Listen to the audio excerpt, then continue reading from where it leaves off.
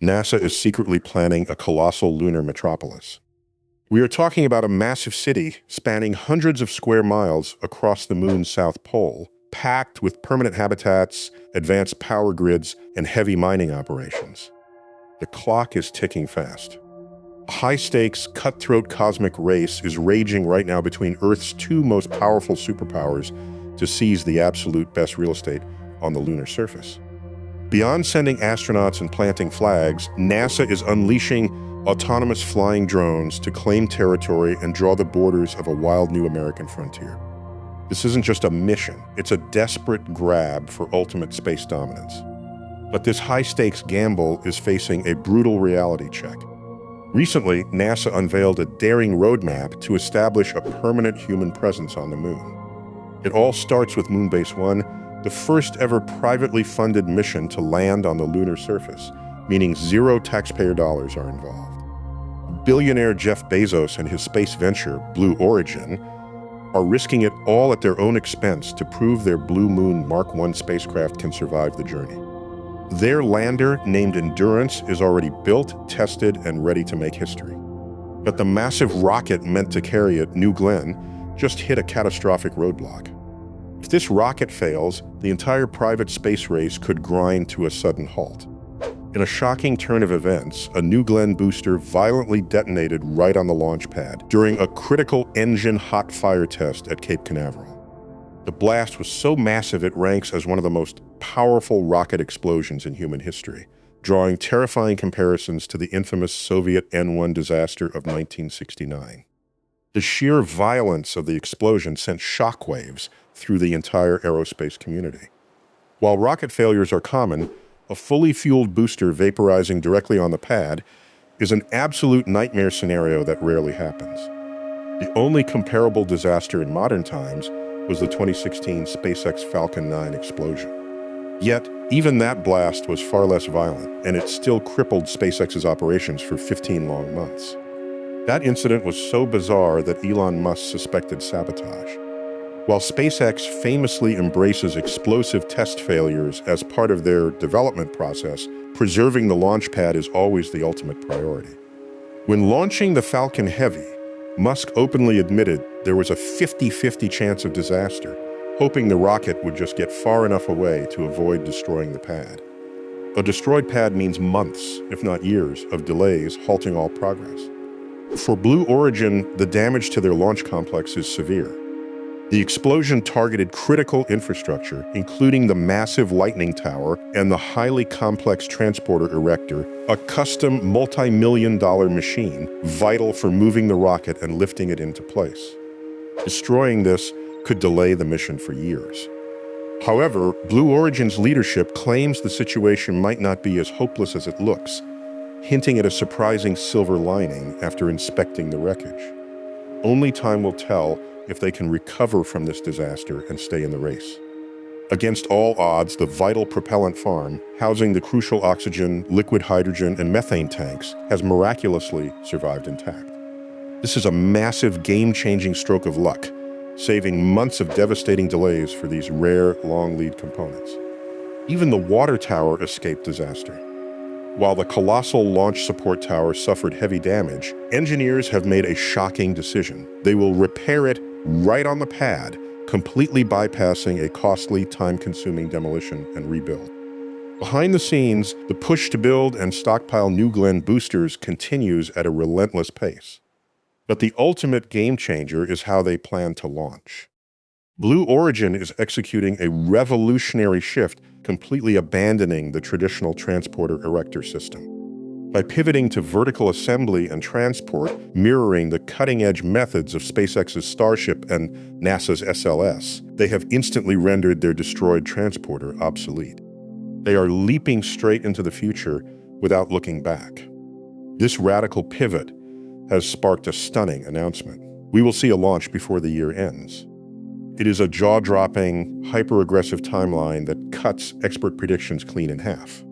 But in the high-stakes arena of NASA's Artemis program, extreme audacity is the norm. Key space leaders have rushed to pledge absolute support for this rebuilding phase. They are stepping up to take an active, hands-on role, drawing parallels to the heroic efforts of the 1960s space race to smash through obstacles and deliver a historic triumph. As the pressure mounts to secure a successful launch, the stakes for their upcoming lunar campaigns have never been higher, setting the stage for a dramatic return to the moon. This brings us to the highly anticipated Moon Base 1, the historic first lunar mission slated to ride the New Glenn rocket. Though the original target of late 2026 will slip, the delay is surprisingly minimal. The target? A treacherous, high-value strip of lunar real estate known as the Shackleton Connecting Ridge. Positioned at the moon's south pole, this narrow ridge connects the massive Shackleton and de Gerlache craters. It is a brutal, boulder-strewn landscape that will push the landing technology of the Blue Moon lander to its absolute terrifying limits, testing human ingenuity like never before. This legendary ridge holds the ultimate key to lunar conquest, offering a mind-bending contrast of eternal sunshine and absolute pitch-black darkness. Because the moon barely tilts on its axis, these extreme polar zones are locked in a permanent cosmic standoff. The sun never truly rises or sets. It just creeps along the horizon, meaning a few meters of elevation can mean the difference between blinding light and freezing shadow. Perched high on these peaks, solar power is limitless, making it the ultimate hotspot for humanity's first permanent base. Yet just steps away lie terrifying bottomless craters plunged in eternal darkness. These black abysses haven't seen a single ray of light in billions of years, and deep inside, a priceless treasure is waiting to be uncovered, massive deposits of frozen water ice. This high-stakes territory is right next to the target zone for China's next daring robotic assault, Chang'e 7, set to blast off as early as August 2026. They are aiming directly for the opposite rim of the massive Shackleton crater, setting the stage for an intense space race. Once it touches down, the Blue Origin lander will unleash a host of mysterious, top-secret private payloads, alongside two critical NASA instruments. The first is a high-tech camera array codenamed Scalps. These ultra-sharp eyes will capture every second of the violent descent, revealing exactly how the spacecraft's thrusters blast and scar the pristine lunar surface. As the engines kick up blinding, chaotic clouds of lunar dust, these cameras will map the terrain in unprecedented detail for future missions.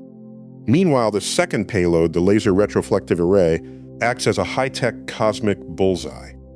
Future spacecraft will fire lasers at this target to achieve pinpoint landing accuracy. Yet, these are low-risk payloads, revealing that NASA harbored serious doubts about Blue Origin's capabilities long before their shocking booster explosion. This makes Moon Base 1 a high-stakes, make-or-break trial for Blue Origin's landing technology. The pressure is immense. The Blue Moon Mark 1 is the direct stepping stone to the massive Mark 2 lander. That vehicle is scheduled for orbital testing on Artemis 3 in 2027 and is slated to carry actual humans to the lunar surface on Artemis 4 in 2028. Any failure here will shatter confidence and could completely derail the entire timeline. Next up is the colossal Moon Base 2 mission, set to deliver the heaviest commercial payload ever sent to the lunar surface. Launching as early as summer 2026, it will ride into orbit on the mighty SpaceX Falcon Heavy rocket. For this daring attempt, NASA is teaming up with robotics pioneer Astrobotic. Their massive Griffin 1 landing platform will deploy critical gear from international partners directly onto the South Pole. Their ultimate target is the mysterious Noble Crater, a vast and complex region just northeast of the Shackleton landing site. NASA has had its eyes locked onto a mysterious lunar region called Noble for quite some time now, and this is the exact spot where they plan to deploy their massive heavy-duty Viper rover on an upcoming mission.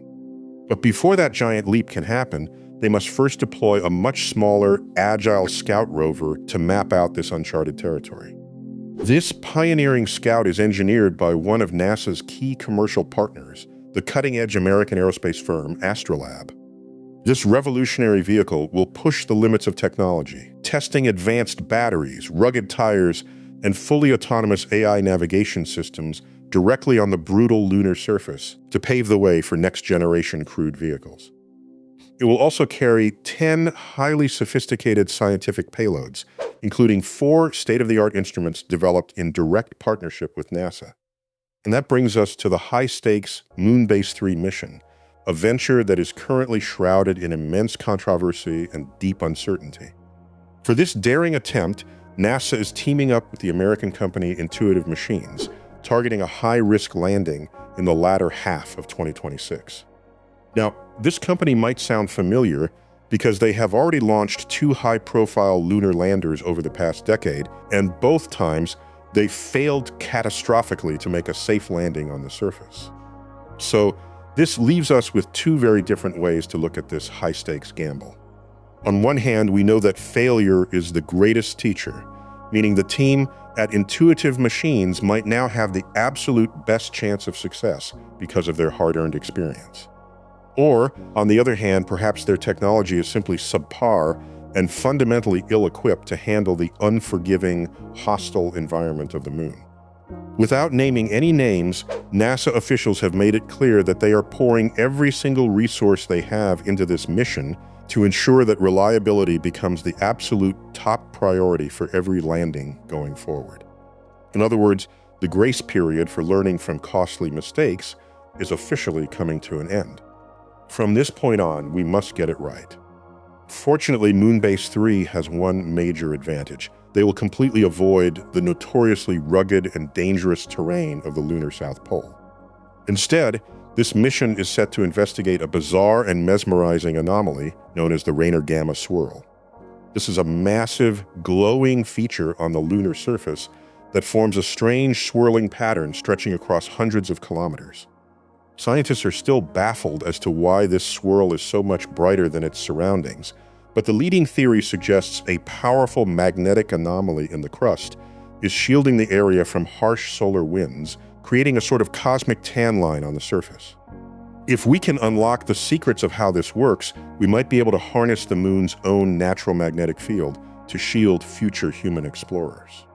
Intuitive Machines will deploy a specialized payload called the Lunar Vertex to probe this magnetic mystery, alongside smaller instruments built for international partners in the European and South Korean space agencies. These 3 historic lunar landings are all part of Phase 1 in NASA's grand vision to establish a permanent, sustainable human presence on the moon. This aggressive phase runs from now until 2029, packed with a staggering 25 launches and 21 landings designed to deliver over 4 metric tons of heavy cargo to the lunar surface. During this critical window, NASA aims to achieve absolute reliability in space travel, ending accidental crashes forever while experimenting with the vital technologies needed for long-term survival. NASA has made it clear that the scale of this project will be absolutely colossal, with the lunar base spanning hundreds of square miles and featuring a vast network of infrastructure to support human crews far into the future. That is an immense amount of ground to cover, and to stake their claim on such a massive portion of the moon, NASA will rely on a revolutionary new weapon, the Moonfall drone. These autonomous AI-powered rocket drones will serve as the ultimate prospectors, mapping the dangerous South Pole and securing our future on the lunar frontier. Across a massive hundreds of square miles territory earmarked for NASA's ultimate lunar outpost, a fleet of advanced drones is set to launch, fly, and land, mapping the dusty terrain with mind-blowing precision, down to a single centimeter. Right now, our best lunar maps are blurry and primitive by comparison. This groundbreaking mission, Moonfall, promises a staggering 100 times leap in clarity, revealing the lunar surface like never before. But it gets even wilder. As these drones chart the surface, they will deploy powerful ground-penetrating radar to hunt for hidden water ice locked beneath the dirt, piercing up to a full meter deep into the lunar crust. Here is the real kicker. Once the mapping is complete, these drones will establish a literal perimeter around the future base. While officials played this down, the plan seems clear, positioning drones at key choke points around the lunar South Pole to stake a massive geopolitical claim. It is a bold declaration that everything inside this boundary belongs to the United States and its allies. With the Artemis Accords boasting dozens of member nations, America is effectively drawing a line in the lunar dust, holding the fort against rivals like Russia and China. Leadership has made it clear that while partnerships are welcome, this will not be a situation like the ISS. There will be no shared ownership or foreign autonomy here. This base will be under absolute, undisputed American control. To pull this off, the agency is building the Moonfall drones in-house at the legendary Jet Propulsion Laboratory. This is the birthplace of Mars rovers and deep space probes, proving that this mission is far too critical to trust to any unproven tech startup. To deliver these high-tech scouts, they are partnering with Firefly, a powerhouse that successfully conquered the lunar landing with its Blue Ghost lander. The heavy lifting will be done by the Elytra dark spacecraft, the very vehicle designed to transport this game-changing payload. The beauty of these flying drones? They do not need a landing pad. Each unit lands itself. The spacecraft simply drops to a low altitude and releases them into the wild. This historic deployment is locked in for 2028. But the ultimate goal remains putting boots on the ground.